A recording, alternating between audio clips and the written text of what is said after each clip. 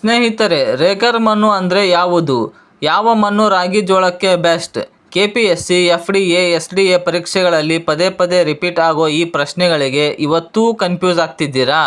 ಚಿಂತೆ ಬಿಡಿ, ಇವತ್ತಿನ ಕೇವಲ 10 ನಿಮಿಷದ ವಿಡಿಯೋದಲ್ಲಿ ಕರ್ನಾಟಕದ ಎಲ್ಲ ಮಣ್ಣಿನ ವಿಧಗಳು, ಅವುಗಳ ರಾಸಾಯನಿಕ ಗುಣಗಳು ಮತ್ತು ಹರಡಿರುವ ಜಿಲ್ಲೆಗಳನ್ನು ಮ್ಯಾಪ್ ಸಹಾಯದಿಂದ ನಿಮ್ಮ ತಲೆಗೆ ಫಿಕ್ಸ್ ಮಾಡಲಿದ್ದೇನೆ. ಈ ಒಂದು ಮಾರ್ಕ್ ಇನ್ನು ಮುಂದೆ ಮಿಸ್ಸೇ ಆಗಲ್ಲ, ಕೊನೆವರೆಗೂ ನೋಡಿ. ಮಣ್ಣಿನ ಮೂಲ ಮತ್ತು ಪ್ರಾಮುಖ್ಯತೆ. ವಿಷಯಕ್ಕೆ ಬರುವ ಮುನ್ನ ಮಣ್ಣು ಹೇಗೆ ರಚನೆಯಾಗುತ್ತದೆ ಎಂದು ತಿಳಿಯುವುದು ಮುಖ್ಯ. ಶಿಲೆಗಳ ಶೈಥಿಲೀಕರಣದಿಂದ, ಅಂದರೆ ಬಂಡೆಗಳು ಒಡೆದು ಪುಡಿಯಾಗುವುದರಿಂದ ಮಣ್ಣು ನಿರ್ಮಾಣವಾಗುತ್ತದೆ. ಕರ್ನಾಟಕದ ಭೂಸ್ವರೂಪ, ಹವಾಮಾನ ಮತ್ತು ಇಲ್ಲಿನ ವೈವಿಧ್ಯಮಯ ಶಿಲೆಗಳಿಂದಾಗಿ ನಮ್ಮ ರಾಜ್ಯದಲ್ಲಿ ವಿಭಿನ್ನ ರೀತಿಯ ಮಣ್ಣುಗಳು ಕಂಡುಬರುತ್ತವೆ. ಕರ್ನಾಟಕದ ಕೃಷಿ ಇಲಾಖೆ ಮತ್ತು ಭೌಗೋಳಿಕ ಅಧ್ಯಯನಗಳ ಪ್ರಕಾರ ರಾಜ್ಯದ ಮಣ್ಣನ್ನು ಪ್ರಮುಖವಾಗಿ 4 ಮುಖ್ಯ ವಿಧಗಳಾಗಿ ವರ್ಗೀಕರಿಸಲಾಗಿದೆ. ಅವುಗಳೆಂದರೆ ಕೆಂಪು ಮಣ್ಣು, ಕಪ್ಪು ಮಣ್ಣು, ಲ್ಯಾಟರೈಟ್ ಮಣ್ಣು ಮತ್ತು ಕರಾವಳಿಯ ಮೆಕ್ಕಲು ಮಣ್ಣು. ಈಗ ನಾವು ಪ್ರತಿ ವಿಧವನ್ನು ಆಳವಾಗಿ ವಿಶ್ಲೇಷಿಸೋಣ. ವಿಧ 1, ಕೆಂಪು ಮಣ್ಣು, ರೆಡ್ ಸಾಯಿಲ್. ಮೊದಲನೆಯದಾಗಿ ಕೆಂಪು ಮಣ್ಣು. ಇದು ಕರ್ನಾಟಕದಲ್ಲಿ ಅತಿ ಹೆಚ್ಚು ಪ್ರದೇಶದಲ್ಲಿ ಕಂಡುಬರುವ ಮಣ್ಣಿನ ವಿಧವಾಗಿದೆ. ನಮ್ಮ ರಾಜ್ಯದ ಸುಮಾರು 43%ಕ್ಕಿಂತ ಹೆಚ್ಚು ಭಾಗದಲ್ಲಿ ಈ ಮಣ್ಣು ಆವರಿಸಿದೆ. ಇದು ಕೆಂಪು ಬಣ್ಣವಿರಲು ಕಾರಣವೇನು? ಪರೀಕ್ಷೆಯಲ್ಲಿ ಪದೇ ಪದೇ ಕೇಳುವ ಪ್ರಶ್ನೆ ಇದು. ಈ ಮಣ್ಣಿನಲ್ಲಿ ಕಬ್ಬಿಣದ ಆಕ್ಸೈಡ್ ಅಂಶ ಹೆಚ್ಚಾಗಿರುವುದರಿಂದ ಇದು ಕೆಂಪು ಬಣ್ಣವನ್ನು ಹೊಂದಿರುತ್ತದೆ. ಇದು ಗ್ರಾನೈಟ್ ಮತ್ತು ಗ್ರೈಸ್ ಶಿಲೆಗಳ ಶೈಥಿಲ್ಯದಿಂದ ಉಂಟಾಗುತ್ತದೆ. ಹಂಚಿಕೆ, ಡಿಸ್ಟ್ರಿಬ್ಯೂಷನ್. ಇದು ಪ್ರಮುಖವಾಗಿ ದಕ್ಷಿಣ ಕರ್ನಾಟಕದ ಜಿಲ್ಲೆಗಳಾದ ತುಮಕೂರು, ಬೆಂಗಳೂರು, ಕೋಲಾರ, ಚಿಕ್ಕಬಳ್ಳಾಪುರ, ರಾಮನಗರ, ಮಂಡ್ಯ ಮತ್ತು ಮೈಸೂರು ಜಿಲ್ಲೆಗಳಲ್ಲಿ ವ್ಯಾಪಕವಾಗಿ ಕಂಡುಬರುತ್ತದೆ. ಬೆಳೆಗಳು. ಈ ಮಣ್ಣು ನೀರನ್ನು ಹಿಡಿದಿಟ್ಟುಕೊಳ್ಳುವ ಸಾಮರ್ಥ್ಯ ಕಡಿಮೆ ಹೊಂದಿದೆ. ಆದರೂ ಸಾರಜನಕ ಮತ್ತು ರಂಜಕದ ಗೊಬ್ಬರ ಬಳಸುವುದರಿಂದ ಉತ್ತಮ ಇಳುವರಿ ಪಡೆಯಬಹುದು. ಇದು ರಾಗಿ, ಜೋಳ, ನೆಲಗಡಲೆ, ಮುಸುಕಿನ ಜೋಳ ಮತ್ತು ದ್ವಿದಳ ಧಾನ್ಯಗಳ ಬೆಳೆಗೆ ಅತ್ಯಂತ ಸೂಕ್ತವಾಗಿದೆ. ನೋಟ್ ಮಾಡಿಕೊಳ್ಳಿ, KPSCಯಲ್ಲಿ ಕೇಳಬಹುದು, ಕರ್ನಾಟಕದಲ್ಲಿ ಅತಿ ವಿಸ್ತಾರವಾಗಿ ಹರಡಿರುವ ಮಣ್ಣು ಯಾವುದು? ಇದಕ್ಕೆ ಉತ್ತರ ಏನಪ್ಪ ಅಂದರೆ ಕೆಂಪು ಮಣ್ಣು. ಇದರ ಕೆಂಪು ಬಣ್ಣಕ್ಕೆ ಕಾರಣ ಕಬ್ಬಿಣದ ಆಕ್ಸೈಡ್. ವಿಧ 2, ಕಪ್ಪು ಮಣ್ಣು. ಎರಡನೆಯದಾಗಿ ಅತ್ಯಂತ ಪ್ರಮುಖವಾದ ಕಪ್ಪು ಮಣ್ಣು, ಬ್ಲ್ಯಾಕ್ ಸಾಯಿಲ್. ಇದನ್ನು ಸ್ಪರ್ಧಾತ್ಮಕ ಪರೀಕ್ಷೆಗಳ ದೃಷ್ಟಿಯಿಂದ ಅತ್ಯಂತ ನೆಚ್ಚಿನ ವಿಷಯ ಎನ್ನಬಹುದು. ಮತ್ತೊಂದು ಹೆಸರು, ಕಪ್ಪು ಮಣ್ಣನ್ನು ರೇಗರ್ ಮಣ್ಣು ಅಥವಾ ಕಪ್ಪು ಹತ್ತಿ ಮಣ್ಣು ಎಂದು ಕರೆಯುತ್ತಾರೆ. ರಚನೆ. ಇದು ಪ್ರಮುಖವಾಗಿ ದಕ್ಕನ್ ಟ್ರ್ಯಾಪ್ನ ಬಸಾಲ್ಟ್ ಅಥವಾ ಅಗ್ನಿಪರ್ವತ ಶಿಲೆಗಳ ಶೈಥಿಲೀಕರಣದಿಂದ ನಿರ್ಮಾಣವಾಗಿದೆ. ಇದರಲ್ಲಿ ಜೇಡಿ ಮಣ್ಣಿನ ಅಂಶ ಹೆಚ್ಚಾಗಿರುತ್ತದೆ. ವಿಶೇಷ ಗುಣಲಕ್ಷಣ. ಈ ಮಣ್ಣಿಗೆ ನೀರನ್ನು ದೀರ್ಘಕಾಲದವರೆಗೆ ಹಿಡಿದಿಟ್ಟುಕೊಳ್ಳುವ ಅದ್ಭುತ ಸಾಮರ್ಥ್ಯವಿದೆ. ಬೇಸಿಗೆಯಲ್ಲಿ ಈ ಮಣ್ಣು ಒಣಗಿದಾಗ ಇದರಲ್ಲಿ ದೊಡ್ಡ ಬಿರುಕುಗಳು ಮೂಡುತ್ತವೆ. ಇದನ್ನು ಸ್ವಯಂ ಉಳುಮೆ ಮಣ್ಣು ಎಂದು ಕರೆಯಲಾಗುತ್ತದೆ. ಹಂಚಿಕೆ. ಉತ್ತರ ಕರ್ನಾಟಕದ ಜಿಲ್ಲೆಗಳಾದ ಬೆಳಗಾವಿ, ವಿಜಯಪುರ, ಬಾಗಲಕೋಟೆ, ಧಾರವಾಡ, ಗದಗ, ಕಲಬುರಗಿ, ಕೊಪ್ಪಳ ಮತ್ತು ರಾಯಚೂರು ಜಿಲ್ಲೆಗಳಲ್ಲಿ ಇದು ಹೆಚ್ಚಾಗಿ ಕಂಡುಬರುತ್ತದೆ. ಪ್ರಮುಖ ಬೆಳೆಗಳು.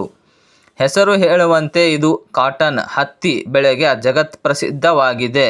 ಇದಲ್ಲದೆ ಗೋಧಿ, ಕಡಲೆ, ಸೂರ್ಯಕಾಂತಿ ಮತ್ತು ಮೆಣಸಿನಕಾಯಿ ಬೆಳೆಯಲು ಇದು ತುಂಬ ಸೂಕ್ತ. Exam value. ರೇಗರ್ ಎಂಬ ಪದ ಯಾವ ಮಣ್ಣಿಗೆ ಸಂಬಂಧಿಸಿದೆ? ಕಪ್ಪು ಮಣ್ಣು. ಹತ್ತಿ ಬೆಳೆಗೆ ಸೂಕ್ತವಾದ ಮಣ್ಣು ಯಾವುದು? ಕಪ್ಪು ಮಣ್ಣು. ವಿಧ 3, ಲ್ಯಾಟರೈಟ್ ಮಣ್ಣು. ಮೂರನೆಯದಾಗಿ ಲ್ಯಾಟರೈಟ್ ಮಣ್ಣು ಅಥವಾ ಇದನ್ನು ಜಂಬಿಟ್ಟಿಗೆ ಮಣ್ಣು ಎಂದು ಕರೆಯುತ್ತಾರೆ. ರಚನೆ, ಪ್ರಕ್ರಿಯೆ.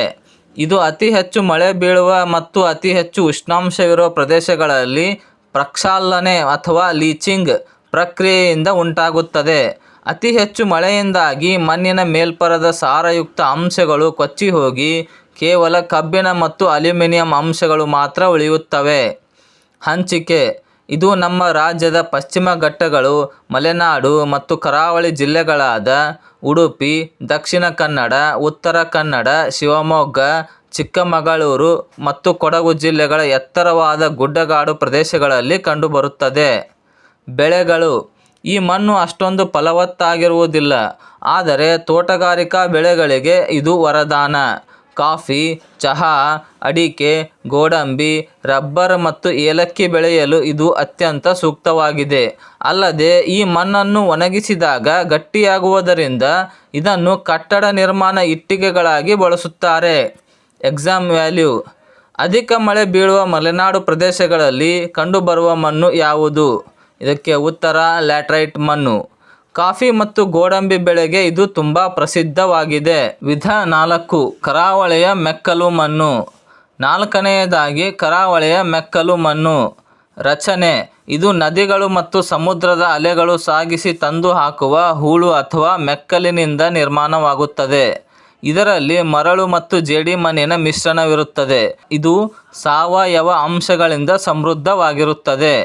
ಹಂಚಿಕೆ: ಇದು ಕರ್ನಾಟಕದ ಕರಾವಳಿ ತೀರದ ಉದ್ದಕ್ಕೂ ಅಂದರೆ ಮಂಗಳೂರು ಅಂದರೆ ದಕ್ಷಿಣ ಕನ್ನಡ, ಉಡುಪಿ ಮತ್ತು ಕಾರವಾರ ಜಿಲ್ಲೆಗಳ ಕಿರಿದಾದ ಮೈದಾನ ಪ್ರದೇಶದಲ್ಲಿ ಕಂಡುಬರುತ್ತದೆ. ಬೆಳೆಗಳು: ಇದು ಅತ್ಯಂತ ಫಲವತ್ತಾದ ಮಣ್ಣಾಗಿದ್ದು ಇಲ್ಲಿ ಪ್ರಮುಖವಾಗಿ ಭತ್ತ ಮತ್ತು ತೆಂಗು ಬೆಳೆಗಳನ್ನು ವ್ಯಾಪಕವಾಗಿ ಬೆಳೆಯಲಾಗುತ್ತದೆ. ಇದಲ್ಲದೆ ಬಾಳೆ ಮತ್ತು ಅಡಿಕೆಯನ್ನು ಕೂಡ ಇಲ್ಲಿ ಕಾಣಬಹುದು. ಎಕ್ಸಾಮ್ ವ್ಯಾಲ್ಯೂ: ನದಿಗಳ ಸಂಚಯನ ಕಾರ್ಯದಿಂದ ಕರಾವಳಿಯಲ್ಲಿ ಉಂಟಾಗುವ ಮಣ್ಣು ಯಾವುದು? ಉತ್ತರ ಕರಾವಳಿ ಮೆಕ್ಕಲು ಮಣ್ಣು. ಭತ್ತಕ್ಕೆ ಇದು ಅತ್ಯಂತ ಸೂಕ್ತವಾಗಿದೆ. ಸ್ನೇಹಿತರೆ, ಇಲ್ಲಿಯವರೆಗೆ ನಾವು ಕರ್ನಾಟಕದ 4 ಪ್ರಮುಖ ಮಣ್ಣಿನ ವಿಧಗಳ ಬಗ್ಗೆ ಸಂಪೂರ್ಣವಾಗಿ ತಿಳಿದುಕೊಂಡಿದ್ದೇವೆ. ಈಗ ನಿಮ್ಮ ಸರದಿ. ನಿಮ್ಮ ತಯಾರಿ ಎಷ್ಟರ ಮಟ್ಟಿಗೆ ಆಗಿದೆ ಎಂದು ಪರೀಕ್ಷಿಸಲು ಇಲ್ಲಿದೆ ಒಂದು ಸಣ್ಣ ಕ್ವಿಜ್. ನಾನು ಕೇಳುವ ಈ 3 ಪ್ರಶ್ನೆಗಳಿಗೆ ತಕ್ಷಣ ಕಮೆಂಟ್ ಬಾಕ್ಸ್ನಲ್ಲಿ ಉತ್ತರ ನೀಡಿ. ಪ್ರಶ್ನೆ 1.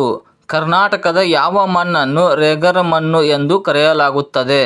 ನಿಮ್ಮ ಆಪ್ಷನ್ಸ್: ಎ ಕೆಂಪು ಮಣ್ಣು, ಬಿ ಕಪ್ಪು ಮಣ್ಣು, ಸಿ ಲ್ಯಾಟರೈಟ್ ಮಣ್ಣು.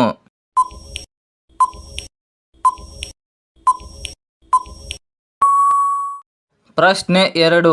ಲ್ಯಾಟರೈಟ್ ಮಣ್ಣು ಪ್ರಮುಖವಾಗಿ ಕರ್ನಾಟಕದ ಯಾವ ಭೌಗೋಳಿಕ ಭಾಗದಲ್ಲಿ ಕಂಡುಬರುತ್ತದೆ? ನಿಮ್ಮ ಆಪ್ಷನ್ಸ್: ಎ ಉತ್ತರ ಮೈದಾನ ಪ್ರದೇಶ, ಬಿ ಕರಾವಳಿ ಮತ್ತು ಮಲೆನಾಡು ಪ್ರದೇಶ, ಸಿ ಬಯಲು ಸೀಮೆ ಪ್ರದೇಶ.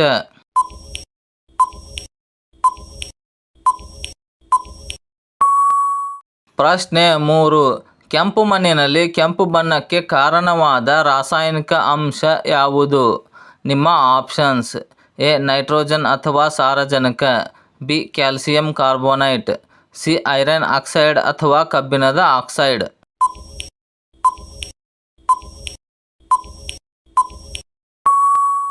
ನಿಮ್ಮ ಉತ್ತರಗಳನ್ನು ತಪ್ಪದೆ ಕಮೆಂಟ್ ಮಾಡಿ. ಯಾರ ಉತ್ತರಗಳು ಸರಿಯಾಗಿರುತ್ತವೆಯೋ ಅವರಿಗೆ ನಾವು ಲೈಕ್ ನೀಡುತ್ತೇವೆ. ಈ ವಿಡಿಯೋ ನಿಮಗೆ ನಿಜವಾಗಿಯೂ ಉಪಯುಕ್ತ ಎನಿಸಿದರೆ ದಯವಿಟ್ಟು ಒಂದು ಲೈಕ್ ಮಾಡಿ. ನಿಮ್ಮ ಗ್ರೂಪ್ಗಳಲ್ಲಿರುವ KPSC, FDA, SDA ಆಕಾಂಕ್ಷಿ ಗೆಳೆಯರೊಂದಿಗೆ ಶೇರ್ ಮಾಡಿ. ಇಂತಹದೇ ಮತ್ತಷ್ಟು ಆಳವಾದ ಭೌಗೋಳಿಕ ವಿಡಿಯೋಗಳಿಗಾಗಿ ನಮ್ಮ ಚಾನಲ್ಗೆ ಈಗಲೇ ಸಬ್ಸ್ಕ್ರೈಬ್ ಆಗಿ. ಮುಂದಿನ ವಿಡಿಯೋದಲ್ಲಿ ಮತ್ತೊಂದು ಪ್ರಮುಖ ವಿಷಯದೊಂದಿಗೆ ಭೇಟಿಯಾಗೋಣ. ಧನ್ಯವಾದಗಳು. All the best.